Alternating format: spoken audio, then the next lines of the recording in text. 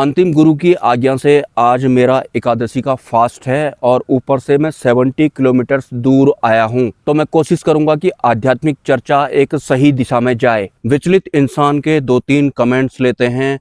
आपके गुरु कौन हैं? साफ साफ उनका नाम लिखिए। मुझे तुम्हारे गुरु का नाम वगैरह सब कुछ पता है। फिर अगर तुमने अपने गुरु की डिटेल नहीं बताई या फिर अगर तुम कुछ छुपाओगे तो फिर लोग तुम पर शक करने लगेंगे या फिर डाउट करने लगेंगे। एक विचलित इंसान जो कि पूर्ण रूप से बुद्धि और मन के अधीन है, वो हर तरीके से उस शख्स के बारे में जानने की कोशिश कर रहा है जो दिखाई भी पड़ते हैं और नहीं भी दिखाई पड़ते हैं, जिन्हें कि रूहानी गुरु कहते हैं या फिर अंतिम गुरु भी जिन्हें कहते हैं, जो कि मेरे वास्तविक गुरु हैं। अपना बुद्धि और मन सहित वाला अपना पर्सनल अगर आपको मैं बताऊं तो कुछ ऐसे अभावों से मैं जूझ रहा हूं जिनकी वजह से बहुत सारे लोगों का नुकसान हो रहा है। मतलब उस वे में मैं सरवाइव नहीं कर पा रहा हूं जितनी पात्रताएं मुझ में हैं अंतिम गुरु की कृपा से। और जहां तक बात रही अंतिम गुरु की या फिर मेरे गुरु की, जब तक आपकी बुद्धि ने सवाल करना बंद नहीं किया, आपके मन में जवाब जानने की इच्छा बंद नहीं हुई, तब तक आपको रूहानी गुरु या फिर अंतिम गुरु नहीं मिलते हैं या फिर आप में वो पात्रता होती ही नहीं है। सिंपली सबसे पहले आपको मौन में रहना है और बुद्धि में किसी भी तरह का सवाल आना नहीं चाहिए, क्योंकि सवाल आएगा तो मन में जवाब प्राप्त करने की इच्छा भी साथ में जरूर आती है। तो ये दोनों नहीं आने चाहिए। उसके बाद आपको मौन में टिकना है। जब आप स्थिर होना शुरू हो जाएंगे, आपका अंतकण 0.1% एक नई व्यवस्था में एंट्री करता है। वास्तविक सत्य वाली व्यवस्था के मामले की बात मैं कर रहा हूँ, जिनका प्रतिनिधित्व अंतिम गुरु करते हैं और उनके अलावा कोई इस दुनिया में गुरु होते ही नहीं है। हम इंसानों का इस शरीर के रूप में जन्म लेने का जो वास्तविक मकसद होता है, आत्म जागृति करना या फिर अंतरिम जागृति करना या फिर आत्म स्थित होना या फिर परमात्मा द्वारा बनाए गए हमारे पहले शरीर को एक्टिवेट करना, यही हम इंसानों का एकमात्र मकसद होता है। उसका प्रतिनिधित्व अंतिम गुरु करते हैं, जो कि रूहानी फॉर्म में भी सर्वाइव करना जानते हैं, मतलब एस्ट्रल फॉर्म में सर्वाइव करना भी जानते हैं और फिजिकल फॉर्म में सर्वाइव करना भी जानते हैं। लेकिन वो बुद्धि, मन और इंद्रिय अतीत जरूर होते हैं, इस बात को आपको भूलना नहीं है। और अगर आपको रूहानी गुरु घटित हो जाते हैं तो मे भी शुरुआती चरण में पहले आप में कुछ हद तक पात्रता तो होनी ही चाहिए। मतलब आपकी बुद्धि में सवाल या फिर जवाब प्राप्त करने की इच्छा वगैरह कुछ हद तक नहीं होनी चाहिए, तब जाकर आपको रूहानी गुरु घटित हो सकते हैं या फिर उनके चांस बढ़ते हैं। आपके आगे का मार्गदर्शन करने के लिए वो बुद्धि और मन सहित भी आपसे वार्तालाप कर सकते हैं। मतलब जितनी भी वास्तविक सत्य से संबंधित व्यवस्थाएं होंगी, भले ही वो अंतिम गुरु हो या फिर कोई सत्पुरुष हो या फिर वो रूहानी गुरु हों, तो वो इंद्रिय सहित भी आपका मार्गदर्शन करेंगे और इंद्रिय रहित भी आपका मार्गदर्शन करेंगे। लेकिन जैसे ही आप में परिपक्वता आ जाती है तो फिर आपका क्षेत्र कुछ अलग हो जाता है और सिंपली आपका वो आंतरिक क्षेत्र वैसा बिल्कुल भी नहीं होता है जैसा वास्तविक सत्य के अलावा बाकी व्यवस्थाओं के साथ सर्वाइव करने के दौरान होता है। हालांकि गुरु इस दुनिया में बहुत होते हैं, क्योंकि बहुत तरह के विषय भी होते हैं, लेकिन हमारा मकसद अंतरिम जागृति होता है, तो उसके लिए सिर्फ एक ही गुरु होते हैं, जिन्हें कि परमात्मा द्वारा ही नियुक्त भी किया गया होता है। और परमात्मा का जो वास्तविक संचार होता है वो पहले से ही उनके भीतर प्रवाहित हो रहा होता है और वास्तविक सत्य के उसी संचार के प्रवाह को हमारे भीतर व्यवस्थित किया जाता है। लेकिन पात्रता होनी चाहिए। ऐसा नहीं कि बुद्धि और मन का इस्तेमाल कर करके आप तरह तरह से, जो भी आपको लग रहा है आप कमेंट लिखे जा रहे हैं। मैं चाहूँ तो आपको इनविजुअल बना सकता हूँ, मतलब आपके कमेंट्स वगैरह सब हाइड कर सकता हूँ, लेकिन मैंने ऐसा फिर भी नहीं किया। दोबारा से बता देता हूँ, बुद्धि में किसी भी तरह का सवाल उत्पन्न होना नहीं चाहिए, मन में जवाब प्राप्त करने की इच्छा उत्पन्न होनी नहीं चाहिए। अगर आपको अंतिम गुरु चाहिए तो एड्रेस चाहिए आपको अंतिम गुरु का, दिखाई भी नहीं पड़ते हैं वो। उतावलेपन से कुछ भी नहीं होने वाला है। धैर्य तो हर हाल में आपके भीतर होना चाहिए। सिर्फ धैर्य से ही काम नहीं चलता है। धैर्य का मतलब आपका मन शांत होने जैसा भी होता है।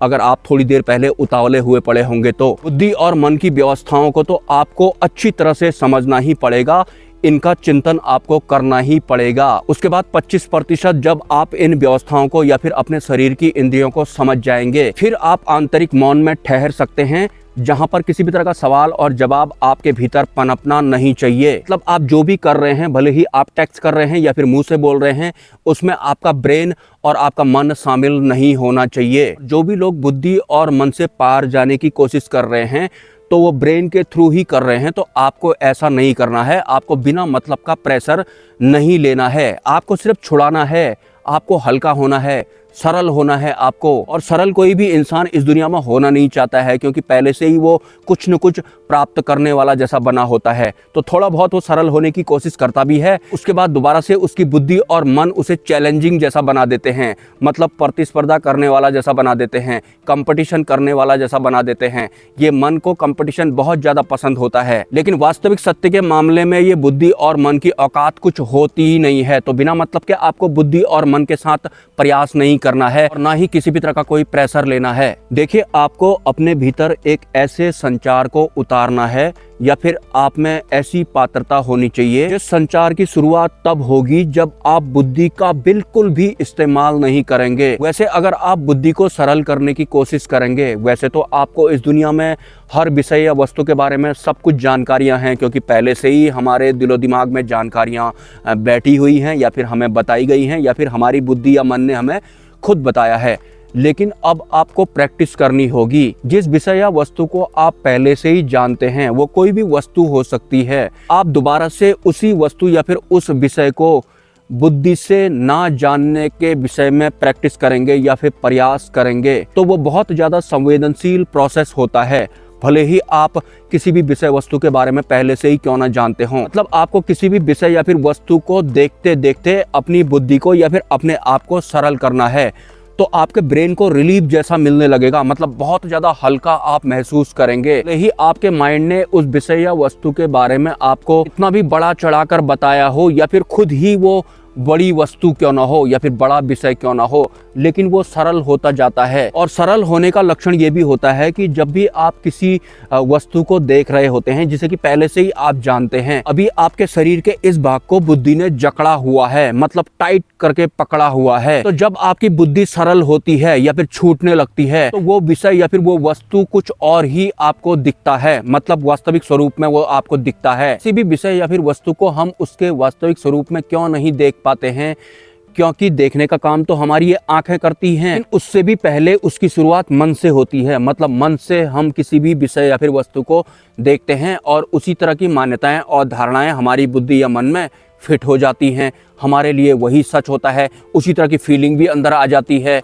लेकिन यहाँ सरलता के साथ बुद्धि और मन को छुड़ाने की बात होती है। ये एक तरह का प्रोसेस होता है। प्रोसेस होता है भी कहना इसको सही नहीं रहेगा, वरना आप किसी भी तरह का कोई टारगेट जैसा इसको समझ लेंगे कि ये जो टारगेट वगैरह होते हैं ये भी बुद्धि की ही देन होते हैं। मैं अगर अपनी ही बात करूं तो पहले गहरे ध्यान में मैं किसी भी आकृति को देखकर अपने मन के अकॉर्डिंग उस दृश्य में बह जाता था। लेकिन एक वक्त ऐसा आया कि उसके बाद मुझे चाहे कुछ भी दृश्य क्यों ना दिख पड़े, मेरे अंदर किसी भी तरह का सवाल या फिर जवाब होता ही नहीं था। तो फिर वो जो दृश्य होते थे वो सिर्फ पासिंग वाले जैसे बन जाते थे। पहले तो मैं कोशिश करता था कि मुझे जो भी दिखाई पड़ेगा मैं उससे बात कर लूंगा, बात नहीं भी होगी तो किसी तरह का रहस्य तो मुझे पता चल ही जाएगा। कुछ इस तरह के मनोभाव के साथ में ध्यान में उतरता था पहले, लेकिन बाद में चीज़ें सरल होती गई और यहाँ पर एक समर्पण भी घटित होता है। जिस समर्पण के बारे में आप जानते हैं बुद्धि और मन से, वास्तविक समर्पण ऐसा होता भी नहीं है। पहले तो आप वास्तविक सत्य वाले मार्ग पर होने चाहिए और उससे पहले आप बुद्धि और मन वाला जिस तरह का भी समर्पण करें उसकी ज़्यादा कोई वैल्यू नहीं होती है। वास्तविक समर्पण तो स्वतः ही घटित होता है और स्वतः ही घटित होने वाला वास्तविक समर्पण उसे घटित होता है जिसने बहुत ज़्यादा प्रयास किए होंगे वास्तविक सत्य के लिए, सिद्धि मार्ग के लिए नहीं, वास्तविक सत्य के लिए। तो हद से ज़्यादा प्रयास करने के बाद भी जब वो एक सही दिशा में नहीं पहुंच पाता है या फिर उसे ऐसा लगता है कि मैंने बहुत कुछ करके देख लिया लेकिन कुछ हो तो नहीं रहा है, भले ही मुझे इस पूरे ब्रह्मांड के दृश्य दिखाई पड़ रहे हैं या फिर मेरी दृष्टि किसी भी डायमेंशन में जा रही है, लेकिन फिर भी कहीं ना कहीं कोई कमी है। एक वक्त ऐसा आता है कि जो साधक होता है उसे किसी भी तरह का कुछ जानने की इच्छा होती नहीं है। उस दिन उसके समक्ष सब कुछ हो जाता है, मतलब अनुभूति कुछ ऐसी होती है कि सब कुछ उसके सामने होने के बावजूद भी किसी भी तरह की कोई चाह उसके अंदर नहीं रहती है, कुछ जान लेने की जिद वगैरह उसके अंदर नहीं होती है। उस दिन जिस दिन वास्तविक समर्पण घटित होता है ये अपने आप ही घटित होता है। उससे पहले वाला जो समर्पण होता है वो बुद्धि और मन वाला होता है। हालांकि साधक को पता नहीं लगता है कि समर्पण को भी जो साधक होता है वो इंद्रियों से ही समझने की या फिर महसूस करने की कोशिश कर रहा होता है, लेकिन जो वास्तविक समर्पण होता है वो अपने आप घटित होता है और उस दिन उस साधक के भीतर किसी भी तरह का कोई सवाल या फिर जवाब नहीं होता है, वो बस दृष्टा जैसा उस दिन बन जाता है। मिलते हैं किसी नेक्स्ट वीडियो में। और हाँ, अगर किसी ने एकादशी का व्रत रखा है और अगर वो सतमार्गी है तो ऐसे साधक को मैं नमन करता हूँ। नमस्कार।